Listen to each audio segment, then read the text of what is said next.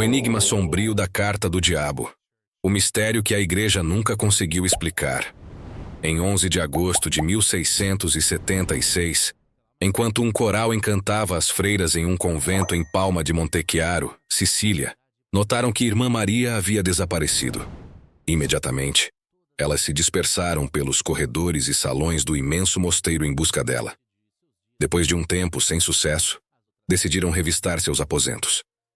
Ao se aproximarem da porta, um medo repentino tomou conta delas quando gritos e suspiros começaram a ecoar do outro lado. Ao abrirem a porta, o que se revelou viria a dar origem a um mistério sombrio que perduraria por mais de 300 anos. Deixe seu like, um comentário e compartilhe este vídeo com o máximo de pessoas que puder. Isso vai ajudar nosso canal a crescer e trazer mais conteúdo novo. A narrativa de possessão demoníaca tem sido um tema recorrente em contos de terror ao longo dos séculos, ganhando destaque em livros, filmes e programas de televisão. No entanto, na realidade, os casos autênticos de possessão demoníaca são raros, especialmente na era moderna, com os avanços da medicina e da ciência, proporcionando explicações para muitos comportamentos humanos e fenômenos inexplicáveis. Antes do advento da ciência contemporânea, porém, a humanidade costumava buscar respostas junto aos seus líderes religiosos para o que não compreendia. Mesmo durante o fervor da Revolução Científica no final do Renascimento e nos tempos da Reforma, a Europa permanecia um lugar onde a crença em anjos e demônios dominava o imaginário, especialmente no final do século XVII. A fé era o alicerce da vida cotidiana, e os membros proeminentes da igreja eram reverenciados pela profundidade de sua devoção. As freiras de Palma de Montechiaro não eram exceção. Todos os aspectos de suas vidas eram dedicados ao serviço divino, superando a religiosidade comum.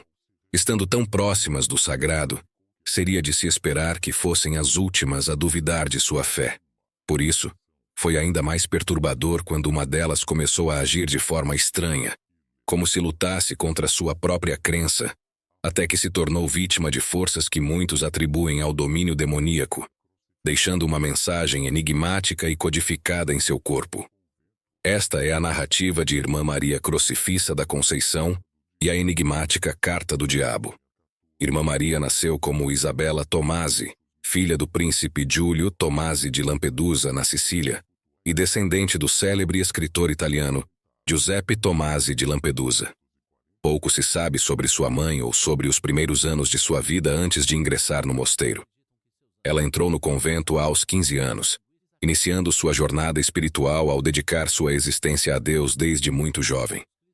O convento de Palma de Montechiaro seguia a tradição beneditina, baseada nos ensinamentos de São Bento, fundador da Ordem dos Beneditinos no século VI, a ordem religiosa mais antiga da Igreja Ocidental. A vida de uma freira não é fácil, pois envolve votos de pobreza, castidade e obediência, além de longas horas de vigília e oração em um ambiente isolado. É plausível que os rigorosos ensinamentos beneditinos do século XVII impusessem uma disciplina especialmente severa às freiras de Palma de Montechiaro, que eram exigidas a se dedicarem integralmente à obra de Deus. Inicialmente, Irmã Maria demonstrava conformidade e integração com a vida do convento, acompanhando os estudos e respeitando os costumes e tradições da comunidade. Ela participou do coral e, com o tempo, desenvolveu habilidades linguísticas notáveis, estudando latim, grego, árabe e outras línguas. Não se sabe ao certo quando seu comportamento começou a mudar, mas em algum ponto, Irmã Maria passou a sofrer de desmaios perturbadores durante as orações no altar. Ela emitia um grito de arrepiar, que ecoava pelas paredes, antes de sucumbir a um desmaio súbito. Gradualmente, seu comportamento se tornou cada vez mais errático, levando-a a desenvolver uma paranoia intensa e a alertar as outras freiras de que o diabo tentaria conduzi-la para o mal, em vez de guiá-la no caminho de Deus. Em determinado momento, Irmã Maria decidiu buscar a confissão, um rito essencial para fortalecer a fé, e esperava que isso aliviasse seus crescentes tormentos. Sentada atrás de uma divisória, ela expôs seus pecados a um padre, pedindo perdão a Deus. Porém, durante essa sessão, seu comportamento mudou abruptamente. Ela começou a falar de forma desrespeitosa com o padre, como se uma outra entidade controlasse suas palavras. Só depois da confissão ela se deu conta de sua transgressão, ficando cada vez mais perturbada. Poucos dias depois, a situação alcançou seu clímax quando Irmã Maria deixou de comparecer a uma apresentação do coral. Na noite anterior ao seu desaparecimento, ela estava sozinha em seu quarto e começou a sofrer uma série de desmaios ainda mais intensos. Em meio a esses episódios, ela sentiu como se uma força estranha dominasse seu corpo. Sem compreender plenamente o que se passava, Maria pegou uma pena e um pedaço de pergaminho e passou horas rabiscando símbolos enigmáticos, algo jamais visto antes em mãos humanas. Sua mente parecia ausente, mas sua mão se movia freneticamente, como se impulsionada por uma energia demoníaca. Na manhã seguinte, as freiras encontraram Maria em seu quarto em um estado tão aterrador que ela mal era reconhecível. Ela estava sentada no chão, exausta e ofegante, com o lado esquerdo do rosto manchado por tinta preta. Além de sua aparência desleixada, ela estava cercada por fragmentos de uma longa e bizarra carta, onde cada página estava repleta de linhas incompreensíveis de símbolos obscuros, que não correspondiam a nenhum idioma conhecido. Incapaz de se levantar, as freiras ajudaram Maria a se deitar e logo lhe perguntaram o que havia acontecido. O que ela revelou foi tão impactante que uma das freiras, Madre Sor Maria Serafica, decidiu redigir um relatório detalhando seu relato e o ocorrido, relatando o seguinte. Maria contou que, após sua confissão alguns dias antes, os demônios lhe disseram que, por suas palavras irreverentes dirigidas ao confessor, ela havia sido cercada por uma legião de espíritos malignos furiosos, enviados por Lúcifer. Segundo ela, esses espíritos tomaram posse do papel e da caneta que pertencia à Irmã Maria Crucifissa, ordenando que um dos espíritos amaldiçoados escrevesse a carta em seu lugar. Lúcifer foi obedecido de imediato, e enquanto ela ditava, as palavras se revelavam totalmente contra Deus. Ninguém, além da própria Irmã Maria, conhecia o conteúdo exato da carta. A única expressão legível dizia, "Ai de mim", inscrita na parte inferior da página, como se Maria a tivesse assinado. Contudo, com base no que vivenciaram naquele dia, as freiras concluíram que a carta fazia parte de uma trama complexa de Lúcifer, destinada a afastar Maria de Deus. Além de expressar oposição à divindade, as palavras e frases ocultas nos símbolos demoníacos permaneceriam um mistério até hoje.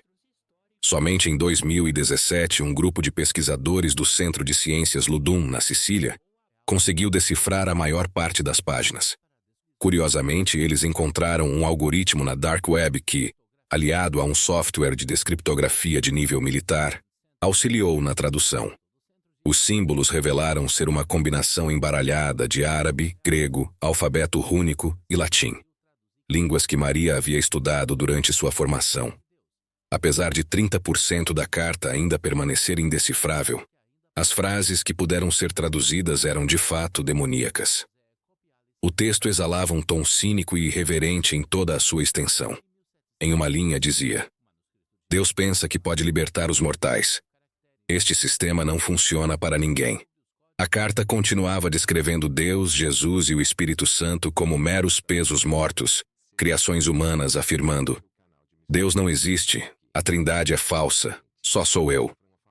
Uma das seções mais enigmáticas da carta traduzida faz referência, de forma misteriosa, a algo que não pertence ao cristianismo: o rio que separa os vivos do submundo na antiga mitologia grega. Talvez agora Stige esteja certo. Essa frase levanta a dúvida se ela conseguiu superar sua provação ou se continuou lutando contra seus demônios internos. O destino de Irmã Maria permanece um mistério.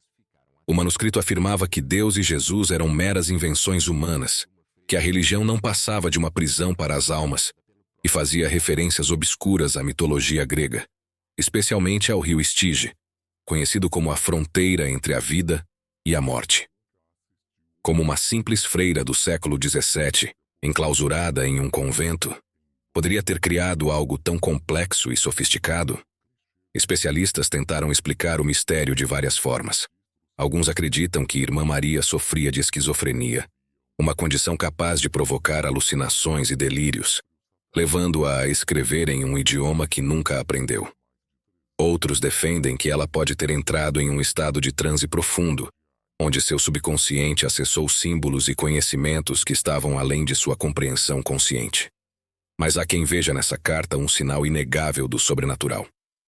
Para esses estudiosos do oculto, a mensagem era muito clara, muito precisa e muito coerente para ser apenas fruto do acaso. Afinal, seria essa a prova definitiva de uma comunicação demoníaca? Ou um enigma psicológico que desafia até mesmo a ciência moderna? A história de Irmã Maria não é apenas um pedaço de papel coberto de símbolos indecifráveis. É um portal para uma era de intensa tensão espiritual e uma lembrança aterrorizante de que o inexplicável pode surgir mesmo nos locais mais sagrados. Provavelmente o restante de sua existência se perdeu, e toda a atenção passou para essa misteriosa carta. Segundo o relato de uma freira que supostamente esteve presente naquele momento e conversou com Maria depois dos acontecimentos, a própria Maria teria declarado que dias antes de sua confissão, se viu cercada por uma legião de espíritos malignos, irados e enviados por Lúcifer. Esses seres teriam tomado o papel e a caneta que ela possuía, ordenando que um deles redigisse as palavras. Alguns historiadores sugerem que a carta poderia ter sido uma espécie de brincadeira de uma freira entediada, que, com seus conhecimentos autodidatas de línguas antigas, expressou suas frustrações e pensamentos rebeldes por meio de um código secreto. Outros apontam para uma explicação psicológica, acreditando que Maria poderia ter sofrido de uma condição como a esquizofrenia, na qual alucinações religiosas e perda de lucidez são comuns. O diretor do Museu Loudon chegou a comentar que a carta parecia ter sido escrita em taquigrafia, indicando que Irmã Maria criou um novo vocabulário utilizando os alfabetos que conhecia. Além disso, relatos como o da Irmã Maria Serafica indicam que o episódio foi interpretado pela Igreja como uma batalha de Maria contra inúmeros espíritos malignos, com o diabo tentando forçá-la a assinar a mensagem. No fim, ela teria assinado apenas com a palavra Urim, que, segundo as interpretações, significaria ó, eu. Após esses eventos, Irmã Maria passou a ser vista como uma vencedora sobre as forças do mal, sendo venerada, embora nunca oficialmente canonizada. E essa é a história de Irmã Maria.